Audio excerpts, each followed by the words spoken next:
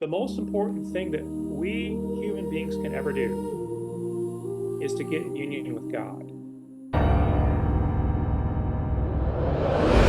The dark night of the senses is during those first stages where God takes away his consolations. And St. John the Cross, another great mystic, said, do you love the God of all consolations or the consolations of God?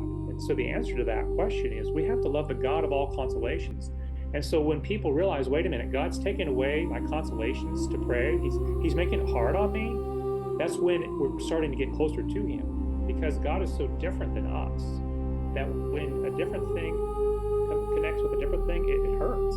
And so that's a painful experience. And if people can get through that and be guided by the mystical theologians of the church and the mystical doctors of the church, like St. Therese, St. Teresa of Avila, then they can go to the next level, which is the dark night of the soul. They used to have thoughts of heaven like St. Therese. She used to be consolated whenever she thought of heaven, but when she was going through that tunnel, she calls it a tunnel of darkness, she had a hard time thinking about heaven, and it hurt.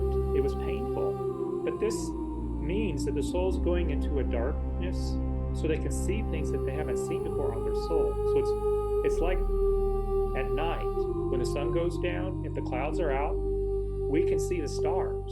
And so that's like the dark night of the soul, is we can start to see things in our soul that need to be put into the fire of God's divine love and his divine furnace.